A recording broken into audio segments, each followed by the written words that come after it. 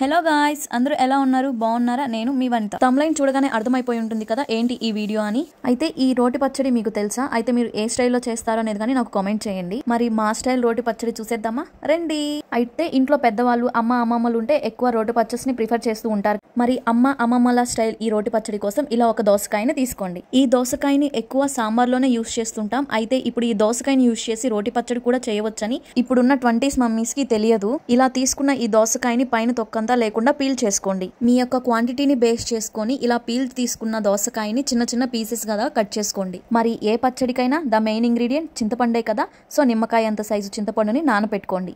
ఈ దోసకాయ స్పెషల్ ఏంటో తెలుసా? ఇది మా పొలంలో పండిన దోసకాయ. ఇక ఈ పచ్చడి కోసం ఇలా 8-10 పచ్చిమిర్చిని తీసుకోండి. ఇలా ఈ పచ్చిమిర్చిని తీసుకొని ఆయిల్ వేసి కొంచెం ఫ్రై చేసుకొని మనం పోపులో వేసుకుంటాం కదా, 1 స్పూన్ ధనియాలు, జీలకర్ర, ఆవాలు అన్ని యాడ్ చేసుకొని గోల్డెన్ కలర్ వచ్చే వరకు ఫ్రై చేసుకోండి.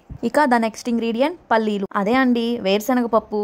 నేను ఇక్కడ ఒక పెద్ద సైజు దోసకాయకి 10 పచ్చిమిరపకాయల వరకు తీసుకున్నాను. దానికి సరిపోయేటట్టు ఒక 1/2 కప్ వేరుశనగ పప్పుని తీసుకొని ఫ్రై చేసుకున్నాను. ఇలా రెసిపీకి కావాల్సిన ఇంగ్రీడియంట్స్ అని రెడీ చేసుకున్నాం కదా, ఇక ప్రాసెస్ లోకి వెళ్ళిపోదాం.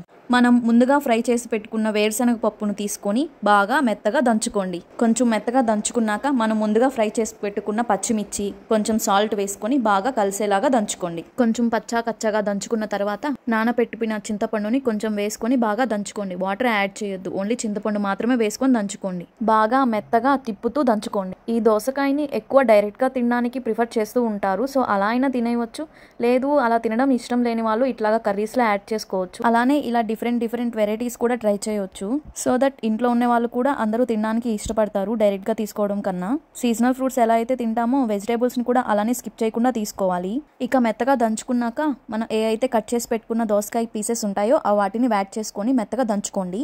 మరీ స్మూతీ లాగా చేయొద్దండి. కొంచెం కచ్చా పచ్చాగా ఉంటేనే దోసకాయ పలుకులు నోటికి తగులుతూ ఉంటేనే పచ్చడి బాగుంటుంది తినడానికి కూడా. లేదు మీకు కొంచెం జ్యూసీగా కావాలి అనుకుంటే కొన్ని పీసెస్ ని మాత్రం మెత్తగా దంచుకోండి, కొన్ని పీసెస్ ని మాత్రం కొంచెం లైట్ గా దంచుకోండి. ఇక అంతా మిక్స్ అయ్యేలాగా దంచుకొని ఇక ఫైనల్ గా ఉప్పుని పులుపుని అడ్జస్ట్ చేసుకుంటే అంతే, దోసకాయ పచ్చడి రెడీ అయిపోయినట్టే.